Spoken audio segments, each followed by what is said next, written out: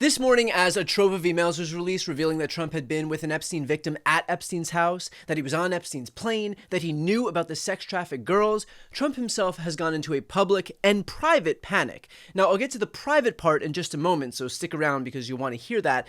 But in terms of the public meltdown, he took to Truth Social writing, "The Democrats are trying to bring up the Jeffrey Epstein hoax again because they'll do anything at all to deflect on how badly they've done on the shutdown and many other subjects. Only a very bad or stupid Republican would fall into that trap. The Democrats cost our country $1.5 trillion with their recent antics of viciously closing our country, while at the same time putting many at risk, and they should pay a fair price. There should be no deflections to Epstein or anything else, and any Republicans involved should be focused only on opening up our country and fixing the massive damage caused by the Democrats."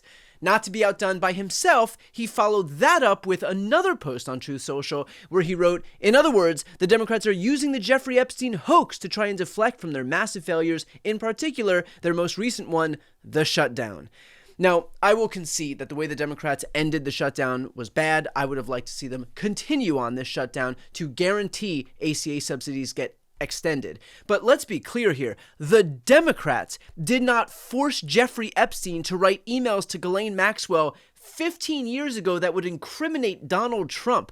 The Democrats did not engage in a 10-month cover-up of the very topic that they themselves swore up and down that they cared about most of all when they were on the campaign trail. How Trump being best buds with Jeffrey Epstein and then implicating himself somehow in this pedophile ring is not the fault of the Democrats, it sounds like the fault of Donald Trump. Also, if there's truly nothing to see here, if Trump truly did nothing wrong, if this is all truly just a ruse by the evil communist Marxist Democrats, then can someone explain to me why Donald Trump is also engaged in a private sprint to get any of those 4 Republicans who signed on to the discharge petition to remove their names?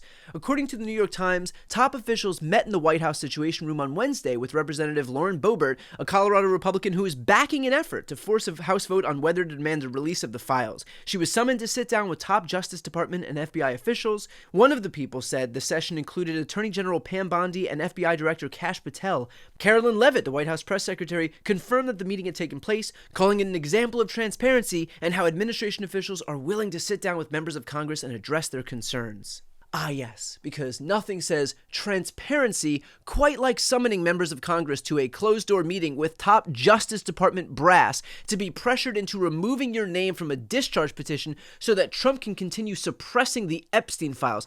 The definition of transparency. And that very hypocrisy on transparency was pointed out to Carolyn Leavitt. But given your interest in transparency, Carolyn, why are White House officials then meeting with Representative Boebert in an effort to try and get her to not sign this petition calling for the release of the files? Doesn't it show transparency that members of the Trump administration are willing to brief members of Congress whenever they please? Doesn't that show our level of transparency?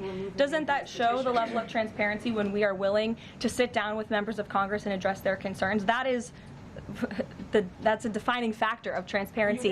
Having discussions with members of Congress about various issues, and I'm not going to detail conversations that took place in the Situation Room in the press briefing room. Reagan. To answer Leavitt's question, doesn't that show transparency? No. I'm sorry, but what the fuck are we doing here? Does it show transparency to try to get a member of Congress to remove their name to help you bury the files? No. That is the opposite of transparency. That is literal secrecy. I understand that we're in a world where words don't mean anything anymore, and up is down, and black is white, and left is right, but dear God, at this point, the Trump administration is just playing their supporters for absolute fools. Either they're morons or they think all of us are. Take all the time you need with that one. And it's not just Leavitt. Mike Johnson, the man through which Jesus Christ himself speaks on the floor of the House, echoed that same talking point.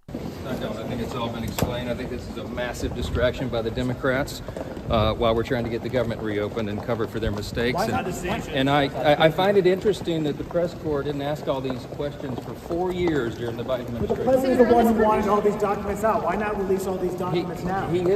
He's for maximum transparency. He said it as recently as a couple of days ago, and I talked to him about it today. He's for everything coming out. Always has been. He's for everything coming out. Always has been. Which is why he's trying to prevent the release of the files, and I've been helping him. I mean, again, how stupid do these people think we are? Trump and Johnson are the two principal perpetrators of this cover-up. Johnson literally adjourned the House 2 months ago to prevent this discharge petition from being signed, and only after keeping Representative Adelita Grijalva out of the House for a staggering 50 days was he forced to swear her in today, where her first order of business was to do this. Just this morning, House Democrats released more emails showing that Trump knew more about Epstein's abuses than he previously acknowledged.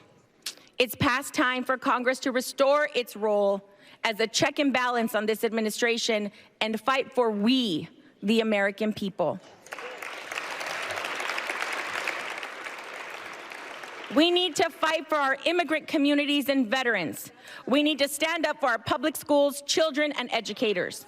We need to respect tribal sovereignty in our environment. We need to stand up for LGBTQ+ rights, because that's what the American people expect us to do. Fight for them. That is why I will sign the discharge petition right now to release the Epstein files. But hey, I'm sure Trump is still proud of you, Mike, for delaying transparency about a notorious pedophile ring for 2 whole months, just like Jesus would have wanted.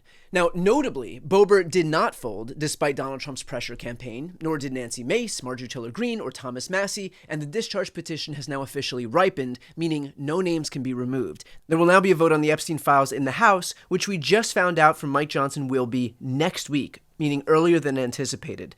Now, keep in mind that it still has to pass the Senate by a 60-vote margin, and it also has to be signed into law by Trump himself. The latter won't happen, but it is possible that there could be a veto-proof majority that will eventually sign on to this thing to override Trump's refusal to sign if members of Congress and senators decide that they don't want to have to go back to their constituents and explain their involvement in a pedophile ring cover-up.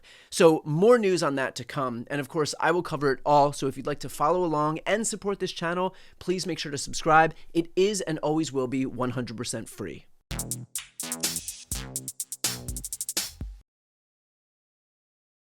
Before you go, if you enjoyed this content and you want to see more and support independent media, please subscribe to this channel. The subscribe button will be right here on the screen.